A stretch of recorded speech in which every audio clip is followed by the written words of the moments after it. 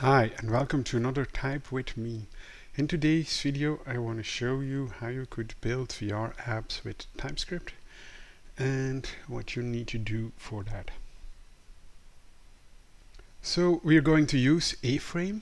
A-Frame is a nice framework or piece to use within your application.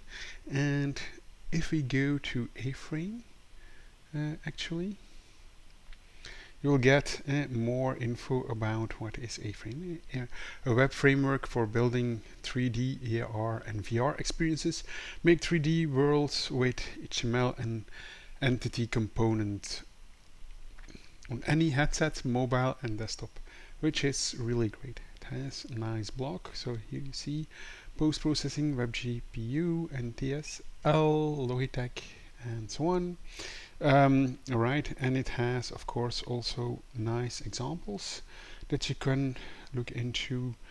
One of them that I really found nice is this one, and you hear sound, and it's because of the fact that you also can include sound within an A-frame. So an A-frame web application looks like this. If we go to view source,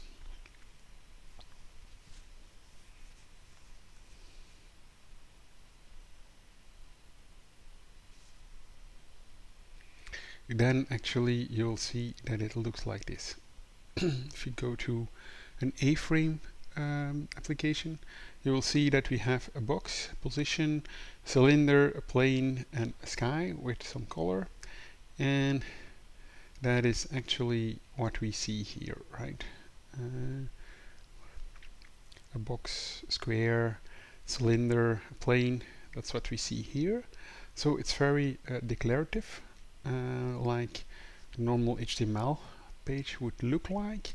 We can set the position, we can set rotations, we can set radius, can set the color, we can set the height and these kind of things. Yeah, we can set widths, the width, the height, the color, these kind of things. So that's nice.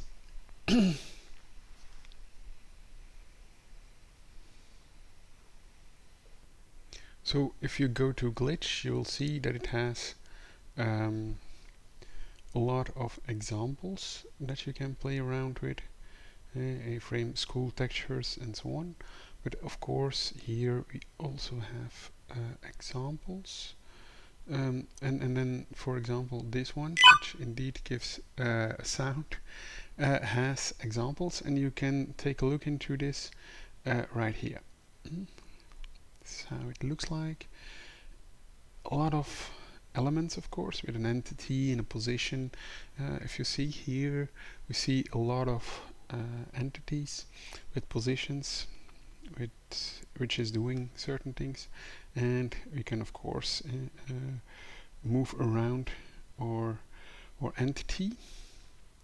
And normally you will see also where we put the camera. So here you have our assets with all our images, and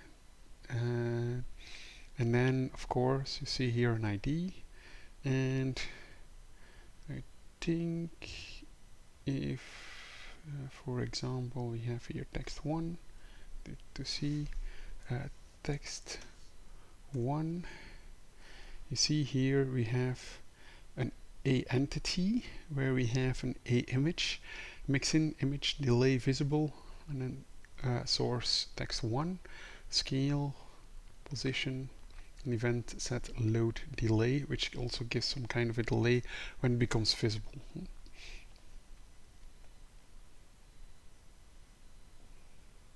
And then here you have the sound, which picks the sound from the assets. We have lights that are pin pull in. You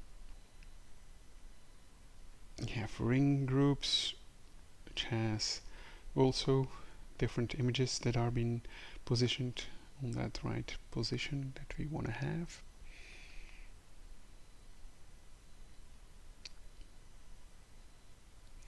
And you see the first entity actually is a camera, where we put our camera of our scene, and that's how we can then manipulate yeah, how to move around within our scene, right? Yeah, how to move around within our scene. So I hope you understand now a little bit of the basics of how to use the HTML and the A-frame elements in it. Now, if you want to use this within TypeScript, I found a nice A-frame TypeScript Webpack starter, and we can create our own components, which is here a base component. It has a schema, speed, direction, a local. It has then something to init from, and we have some ticks, right? And so here we can see this.data.local, local rotation. We rotate here locally, and then here we do something like this with this.data.direction, and we apply rotation in world space. Then we can also define our own primitives. Here we see we have a teapot, and then you can have something like this, geometry, new teapot geometry. Then we have a-frame.3.mesh standard material. We have a tree.mesh where we have our geometry and our material, and then we can set the object 3D mesh and mesh. So if you have another geometry somewhere from a 3D application like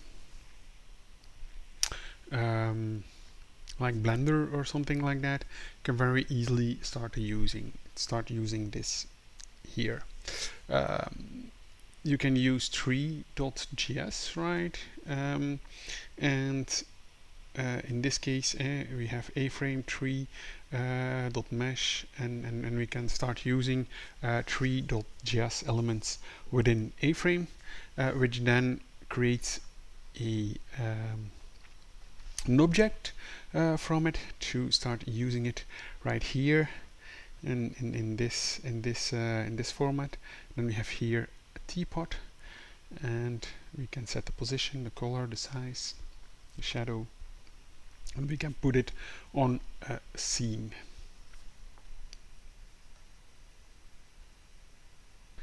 And this is the result. So this is how it looks like when we have a teapot and when we have a box that is spinning around, right?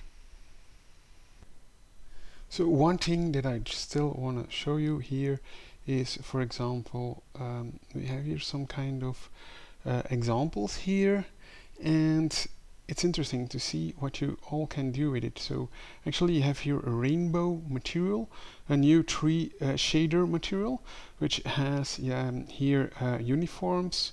It has time and other kind of things in here, and this can maybe help you to create something new, because I think here you create material, tree shader material, and this you can then use to form your component.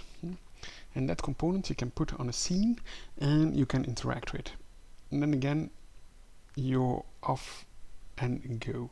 But these shaders, these are things you can find, you can put in, and you can start working with it. But you see here that it uses tree.shader chunks and a lot of other stuff, right? So then here you put let's map texture, new tree texture. You use an image, a rep s, a rep t, needs update, and so on. Then you register your component. In this case, it's a rainbow quest component, and you then can start using that. Create wall, plane, geometry.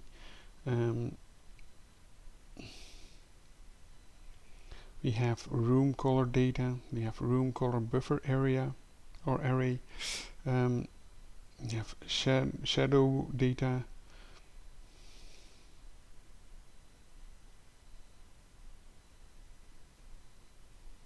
You have textures, floor geometry chunks, floor geometry arrays.